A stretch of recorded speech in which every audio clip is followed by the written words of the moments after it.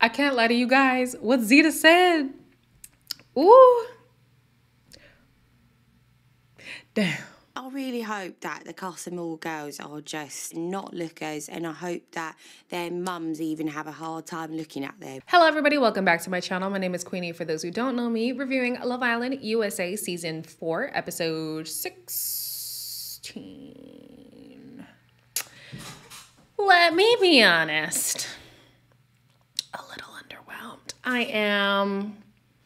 And it's not even the aesthetics. I feel like the people that they brought in matched the people who are in the villa and in Casa. But it's the personalities. I'm not taking, there's not a guy that I'm drawn to. There's not a girl that I'm drawn. But it's not about me, so it's fine. Before we get into it, please make sure to like this video, subscribe and hit the bell, and leave a comment down below. So they left us off on a cliffhanger. Y'all, when I tell you my jaw hit the floor, okay? The girls got to pick a guy who was going home, and the ladies choose to send home Bryce. I'm just so grateful to even continue because I thought I was going home tonight. She was expressing certain concerns. I appreciate you explaining it. Now, didn't I say this? If you cannot feel comfortable enough to share your grievances with somebody, then they're not the person that you need to pursue. Clearly, the girls, mainly Zeta, got that impression from Courtney and decided it was time to cut him. But Courtney, why not express this to your partner? I understand she did say that she felt like he wanted the relationship to be good all the time, and it's like that's just not how life is. But also, life isn't full passion all day, every day. I felt like y'all both owed each other conversations in your relationship to see if you could salvage it instead of just assuming, I feel like he can't change within the time span, so I'm just gonna cut him off. That didn't make any sense to me. Anyways, the guys got to pick a girl to go, but before they could announce who they chose, Maddie chose to self-eliminate. I hope he's still single. I hope he's still interested. Andy, I'm coming for you. Now, the messy side of me wanted to know who they would have sent home anyways. I want to know, because wouldn't it be funny this girl's trying to interject, hey, I volunteer as tribute, and the guys are like, girl, it was going to be you anyways. I actually would have cackled if that was the case, but Maddie decided to go. She hopes that Andy's waiting outside for her. Honestly, if he has found somebody else within a week, that's alarming. After the dumping, Courtney is basically like, who's Bryce? It was a little bit of a red flag how we were going so well. Like how he was trying so much for us to be okay all the time. He just wanted everything to be perfect. I just have a really good meter for when people don't have the purest intentions with me. I hear her. I hear everything that she's saying. I hear it. I understand it. I get it. My thing is, why not say that to him? You know? Yeah, I wasn't really rocking with the way that this happened. It's just, I don't know, Courtney. And then when the Casa guys come, she's like, yeah, I just want to make out with this person. I'm like, so you left somebody who you felt like you had a good connection with on a personal level just to connect with somebody where it's purely pushed by physical attraction? Courtney, I don't understand you, girl. And maybe I'm just not supposed to. So Nadja is having a revelation that Jeff is a really good guy and maybe I should pursue him. I really am getting a feel for who he is as a person, what he wants out of a relationship. It's tough. I mean, I think that was just a wake-up call. Yeah. He's like an onion. The more you peel, the more layers there are. So I think that's what makes me so attracted to him. You had your chance. Okay? You had your chance. Oh my. It makes me so upset. Not even at the fact that she now wants him, but the fact that he is simping for her in the damn bed. Jeff, stand up. Jeff, stand up. Y'all be weak in the knees. Stand up. Stand up. The next morning, the guys get a text that Casa has started. And of course, the guys wouldn't be the guys without these theatrics as they are leaving the villa. The girls are also notified that Casa has started. And so the guys that we meet are, oh, If you're new here, you're probably going to be like, why does she have nicknames for these guys? Listen, there are too many people for me to remember every single person's name. I probably could remember the name. I just don't want to exert that much, mental power. It just can't be bothered. So it is a tradition on this channel that the Casa people get nicknames, and only the people who graduate to the main villa get to keep their names, unless there was something about them that didn't stand out enough for me to give them a nickname. So the first Casa guy is Cornrows. He is 26 and he's interested in Zeta. Italy is 29, who doesn't have a type but is looking for someone silly. Babyface is 24 and calls himself a wild card. Afro Stash is 24 who wants a delicious lady. Fabio is 29 and he's into Deb because she's bubbly. Last but not least, Blondie is 22 and his type is Sydney, but he thinks he can scoop anybody in the villa. So as the guys are getting to know the girls are kind of interested in Afro Stash, Italy, and Cornrows. I used to play in the NFL. Now I own my own prep academy. I do software sales and consulting. I just graduated. I'm looking to go into management consulting. I'm a trainer as well, and then I have a clothing line. I'm a wedding model. The girl was like, hey, the groom just dropped out, and you look like kind of like a husband, so like, do you want to get fake married? I think it's really hard to make a decision like on day one, who's really giving the energy. Everybody's doing the resume readout. It's all surface right now, so yeah, I don't really have much to say. On the guy's side at Casa Amor, as soon as they arrive, we see Chaz in the beach hut, basically exposing his entire gameplay. Trying to please them and be there for them and be exactly the guy they want me to be. And honestly, I'm over that shit. A baby boy. A baby boy.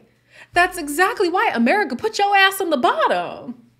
That's also why you haven't been connecting with these women. Your gestures are performative. And I'm not gonna lie, I fell for it, but I am a flawed human being. Okay?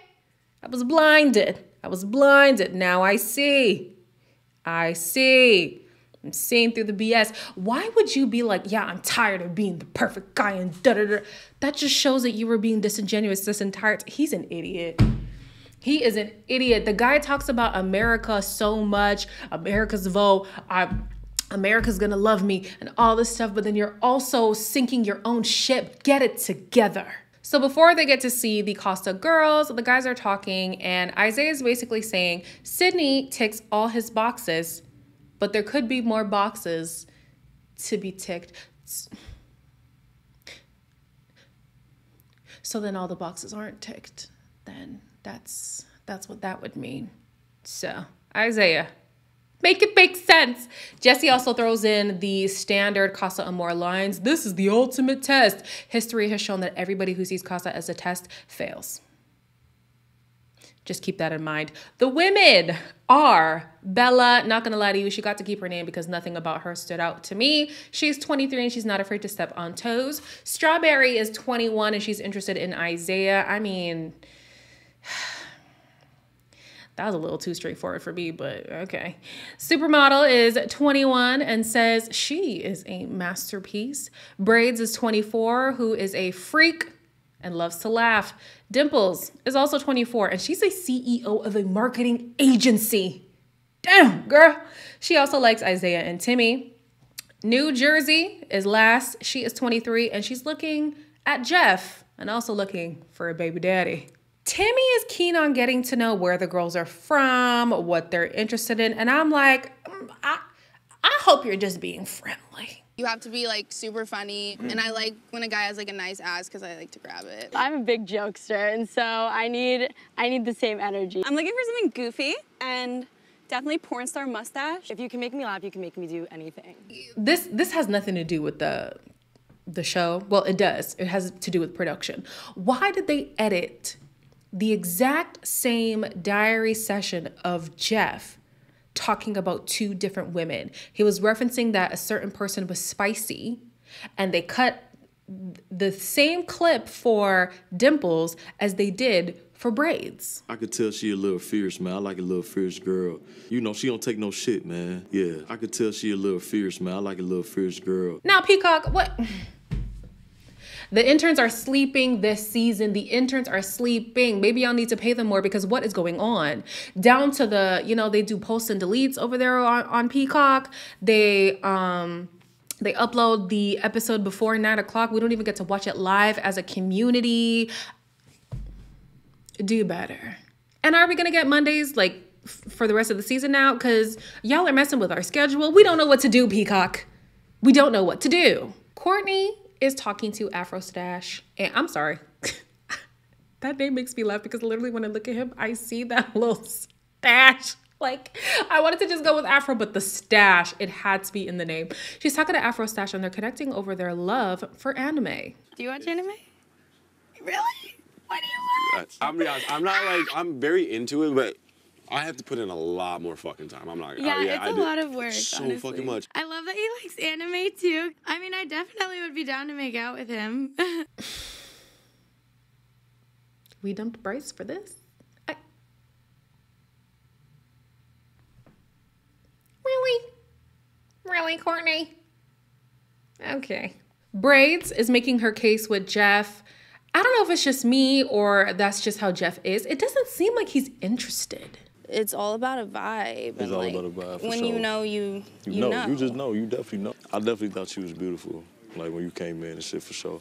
I like your outfits, for sure. I appreciate that. Thank you. I think you're funny. Thank you. You just seem like a chill guy. Like, yeah, for sure. We do know he has this thing of not really looking the women in their eye all the time. So I can't tell if that's just his natural disposition or this is a tell that he just not that into you. I don't know, but I don't really see it for Braids. I don't really see it because even her, it didn't seem like she was giving that energy. She was saying, right, yeah, I like you, but I wasn't feeling like she liked him, you know?